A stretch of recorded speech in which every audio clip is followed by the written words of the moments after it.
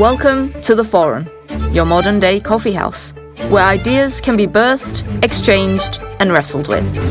We celebrate questions, conversation, and reason as powerful tools to enlighten hearts and transform minds, shaping a new generation of thinkers, innovators, and pioneers. We're glad you're here, so pull up a chair and let's begin. Good morning. This morning is going to be a bit experimental. You can put up the first slide if you can. Thank you. So what we're going to do is try something a bit new. Now, I know that I asked on the text this week if you could send in people that you'd like to have a conversation with, and we're about to find out why. So in the spirit of the old coffee houses, we've invited a panel of great minds to join us for a conversation. Now, who you'll hear from is Karl Marx. And Job of the Bible. And John Cleese. And also Brené Brown. And last but not least, Churchill. Why not? So here's how it's going to work, right? We'll meet each voice in turn, right? We might not get through all of them because there's quite a few there. We might only get one or two. It depends how the discussions go. It's going to be a little bit fluid this morning. Like I said, it's an experiment. It could fall flat. I am relying on technology, and that sometimes can go a bit wrong. And there's no plan B, so we can just go home if it all dies. So, yeah, we'll get a short introduction, which will sort of tell you about them and how they think. And then we'll pose a question to them. I'm going to ask each one, what is the good life? Because that's the kind of question where it will give you an idea of their philosophies. And then we'll read the responses live, because I'm using AI for this. I've trained them. AI is very good at imitating people, because it's been trained on years of publication. So one of its strong points is that it's very good at imitating styles and philosophies of specific people. So we've got a good mix of people there. So we'll hear their response, and after that, you'll talk on your tables about what they've said, and then come up with some follow-up questions to ask them. And maybe we'll take one or two questions from each table, depending on how time is looking. And then we'll get their replies, and we'll share their reflections, and then move on to the next person. So it depends how much time it takes. Not sure. First of all, we need to choose who you'd like to interrogate first. Karl Marx? Karl Marx? We'll go with Karl Marx. Okay. Move this here. By the way, thanks for everyone who sent names in. There were an awful lot to get through. Some said all kinds of different things. I researched each and every one of them. I had a little conversation with George Michael yesterday. So that was very interesting. But anyway, here is what Karl Marx is about. You should be able to hear a voice. It's an AI voice. I thought it was better to use the AI voice than just hear my voice reading it all the time. So here you go. This is not Karl Marx's voice, and it's also not Captain Jack Sparrow. I am Karl Marx, a German philosopher, economist, and revolutionary socialist. My work sought to uncover the hidden structures of society, the way labor, capital, and class conflict shape human life. I argued that history is driven not by lofty ideals, but by material conditions and the struggle between those who own the means of production and those who must sell their labor to survive. At the Forum, I would speak not as a dreamer of utopias, but as a critic of exploitation. I contend that capitalism, though powerful and innovative, contains within it the seeds of its own collapse, for it alienates workers from their labor, from each other, and from their own humanity. The good of society can only be realized when private property in production is abolished, and the workers themselves, collectively, guide the fruits of their labor. Does this statement of mine sit clearly with you, or would you hear it in simpler terms? Would anyone like some simpler terms? Okay, we'll ask for some simpler terms. All right, let me put it very simply. I, Karl Marx, believed that most of history is a fight between two groups: the rich who own the factories, land and machines, and the poor who have to work for them to survive. The rich get richer from the poor people's work, while the workers often stay poor. This system, capitalism, creates inventions and wealth, but it also makes workers feel like strangers to their own lives. They don't own what they make, they don't control their work, and they often feel disconnected from each other. I thought this couldn't last forever. One day, workers would join together, take control of the factories and land, and share the wealth fairly so that no one is treated as less than human. Would you like me to make it even simpler, as if I were telling it to a small child? It's almost like you can see the room. Now, I think that's clear, right? Okay. So just some things to think about. You're going to have a little discussion on the table now. I'll leave the description up there so you can read it. But just consider what of that surprised you the most. Did you find yourself agreeing with anything more than others? Was there anything that resonated with you, that challenged you, unsettled you, or opened you up to something new? So what we'll do is have maybe 10 or 15 minutes. I don't know what, I think that's the wrong time, is it? Anyway, 10 or 15 minutes, and then if you could formulate some questions, write them down on the post-it notes, and then we'll ask maybe one from each table as follow-up to Karl Marx. Okay, enjoy. All right, I'm sorry to cut you short. It's nice to hear the room buzzing with conversation, but we've got some questions to ask, and thank you. These are very pointed questions indeed. So I'm going to attempt to use the voice mode. So I'm going to read the question so that I don't have to type it in, which will help.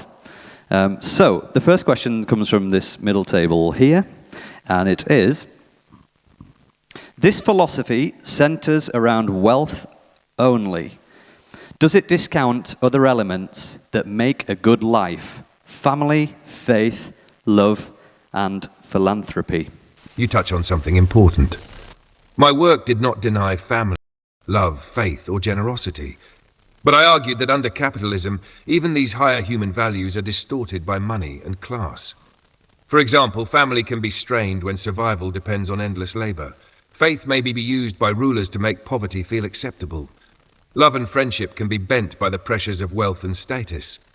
Even philanthropy, I argued, is often charity from the rich to ease the pain of a system that made them rich in the first place. So, it is not that I dismissed these things. I believe that true family life, true love, and true generosity could only fully blossom when people are free from exploitation and material want. Only then can human beings relate to one another as equals, not as masters and servants. Would you like me to show this in an everyday picture, something simple from ordinary life? No, thank you. Well, I would, yes, but I think in the interest of time, I mean, we could keep Karl Marx on all morning if you want, but I think we've got some other interesting people to talk to. So are you satisfied with that as an answer? Does it answer some of the questions in there? I mean, it's what he stood for, so you'll have some time to digest that. So, the next question. If the workers create value, why has every society that tried your system collapsed as soon as the innovator and most productive stopped producing? Here you go. Because the question points to a contradiction. I did not imagine a world where the most inventive or capable would cease their work. In fact, I believe that once freed from serving profit, human creativity and productivity would flourish on a scale never seen before. The artist, the engineer, the thinker, all could work for the joy of creation and the good of all, not for the wage of a master. Where attempts were made to put my ideas into practice, they often happened under poor conditions, in societies not yet fully developed, under great external pressures, or through the rule of bureaucrats who claimed my name but replaced workers' self-rule with state command. In such systems, innovation was not encouraged, it was smothered. That was not my vision. Capitalism does harness innovation, but it does so by chaining it to profit. I believed a higher form of society would harness it for human need. The collapse you speak of came when those in charge tried to build socialism by decree, rather than by the free activity of the workers themselves. Does that explanation feel clear enough? Yes, Karl. Very good, but I'm sure some people will be dying to ask you some more questions on that. However, we have another one. How does communism stimulate innovation for the general population? Communism, as I conceived it, would free innovation from the narrow aim of making profit. Under capitalism, new ideas are often judged only by whether they bring money to their owners. Many brilliant inventions are buried if they do not promise quick gain. In a communist society, the resources of all, tools, machines, knowledge, are shared. This gives every person, not just the wealthy, the chance to experiment, create, and improve life. A child of a poor worker could become a scientist without needing rich parents. An artist could paint or invent without starving. Farmers could share discoveries with each other rather than keeping them secret to compete. The stimulus for innovation comes not from fear of poverty or hunger, but from human curiosity, pride in creation, and the desire to improve the community. Work and invention become their own reward when they are no longer stolen for the profit of another. Would you like me to give you a very simple picture of this, like a story from everyday life? No, thank you. Wow. Well, there's a lot to unpack there. Like, I thought that we could just move straight on to the next person, but I don't know if you want to maybe have a quick 5 minutes just on what's been said, or whether you'd prefer to move on. I hadn't really considered. 5 minutes? Okay, quick 5-minute digest on that, and then we'll move on to the next person. Okay, take it away. If we could go back to the slide with the different people on it. Although, having said that, we have the next request in from the birthday boy. The birthday boy has requested John Cleese, and I think that's probably good to just offset Karl Marx a little bit with something a bit more light-hearted. So this is what he has to say as an introduction to himself. Ah, splendid. I'm John Cleese. Actor, writer, tall man, professional silly walker, occasional parrot shop customer service nightmare. Known for Monty Python, Faulty Towers, and for being a persistent thorn in the side of pomposity, bureaucracy, and bad hotel management. At the Forum, I should warn you, my role is not to offer deep spiritual truths or political manifestos, but rather to probe, mock, and dismantle absurdity wherever it lurks. And it lurks everywhere. If I can get you to laugh, and then a moment later to think, then I shall consider it a day well spent. So, ladies and gentlemen, I'm at your service. What shall we discuss? Dead parrots, philosophy, or the finer points of arguing? Our starting question that we'll ask is, what is the good life? Well, the good life, as I see it, is not about having lots of money or collecting Ferraris or indeed parrots, dead or alive. It's about freedom. Freedom from fear, from unnecessary rules, from the crushing weight of other people telling you what you ought to be doing. It's laughter. A great deal of laughter. If you can laugh at yourself, you've got half the battle won, because then you can't be too easily humiliated. It's curiosity, being genuinely interested in things, in people, in ideas, in why your hotel guests keep complaining about the view of the car park. And it's relationships, proper ones, mind you, not the superficial sort. Friends who can both laugh with you and tolerate your dreadful cooking. So, the good life is a mixture. Some love, some freedom, a steady diet of silliness, and the occasional moment of genuine insight. Anything else is just spam. Does that make sense? Yes, I think that makes sense. Thank you very much, John. So I'll let you have a little discussion on that. What stood out to you? What resonated with you? What didn't? What you do agree with? What do you disagree with? And if you could come up with a follow-up question or two, then we will ask him in about 10 minutes. All right, take it away. It's time to summon our digital John back into the room. So the first question from this table is, what is a proper relationship, according to John Cleese? A proper relationship, in my view, is one where you can be completely yourself.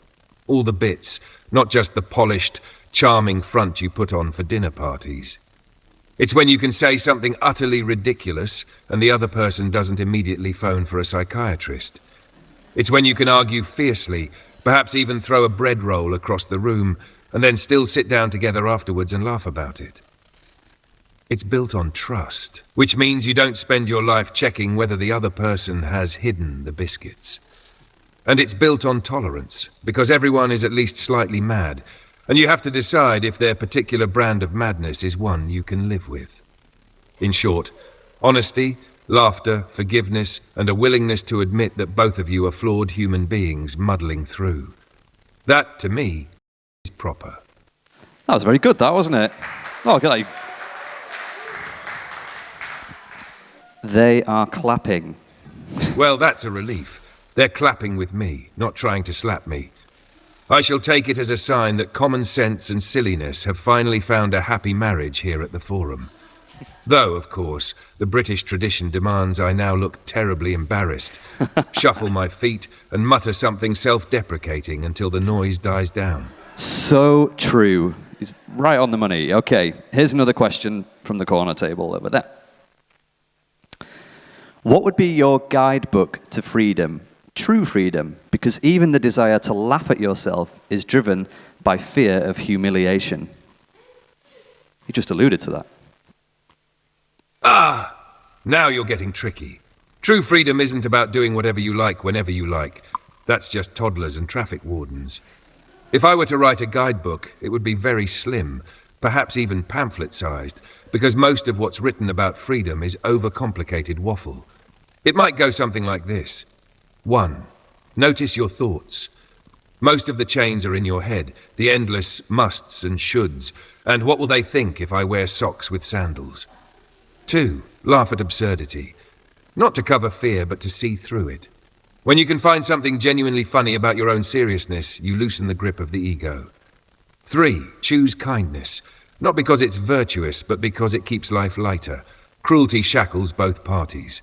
4. Accept limits. You're not immortal, not omniscient, and not, sadly, George Clooney. Once you stop fighting that, a lot of space opens up. 5. Play. Freedom is very close to play. Children understand this before we knock it out of them with homework and career advice. That's the rough sketch. True freedom isn't about escaping everything. It's about not being ruled by fear, duty, or the ghastly opinions of people who write letters to the Daily Mail. Would you like me to make this plainer, like something you could explain to a 5-year-old at bedtime? You can see my main use for ChatGPT. I was actually talking to my son the other day, and I was like, so what do we do when we're afraid? And he said, just ask ChatGPT. So, don't know how I feel about that, but you go to ChatGPT before me, so we'll figure that out. Come to the gentle parenting class. Okay, so, the question from the other corner, is there a limit to the freedom of free speech? Of course there is. If there weren't, every dinner party in Britain would end with someone being pelted with vol au vents. Free speech means you can say what you like, even if it's unpopular, uncomfortable, or absurd. But it does not mean freedom from consequences. If you shout fire in a crowded theatre when there isn't one, you're not exercising liberty, you're just being a dangerous twit. The limit, to me, comes when words are used as weapons, to deliberately harm, incite violence, or strip others of their own freedom. At that point, it isn't speech, it's a cudgel. So in a civilized society, the challenge is to protect robust, even shocking conversation, while curbing the kind of bile that leads to fists, flames, or fascism. Not an easy balance, but then life rarely is. Amazing. Well, it's getting lots of cheers. So there is another question. Did you have a question for John Cleese? Yes. Is it the one about money? Right. Okay. Do you think money makes it easier to live the good life? Money makes it easier to avoid certain miseries. Cold houses, bad food, landlords who resemble medieval warlords. It buys comfort, security, and a few of life's small luxuries, like socks without holes. But beyond a certain point, it doesn't give you the good life. It just gives you more stuff to dust, insure, and worry about. You can be rich and utterly miserable, or poor and oddly content, depending on whether you've managed to get the essentials of freedom, laughter, and decent company. So yes, money smooths the path, but it doesn't tell you where the path should go. If you mistake it for the destination, you'll end up in a very large, very lonely house, shouting at the staff. Very true. Okay, so that's all the questions for John Cleese. I'm very aware that it's 11:25, which would mean we're going to be closing in half an hour. We'll leave it there and we'll do more of this in the future because it's been quite interesting. I hope you've enjoyed it, and I hope you've got something that you can take away. If you look at the questions on your table for the next half an hour, you'll be able to compare and contrast the voices that we've heard. But yeah, we'll leave it at that then. The coffee bar will be open for another half hour. And thanks for coming. We'll see you next week.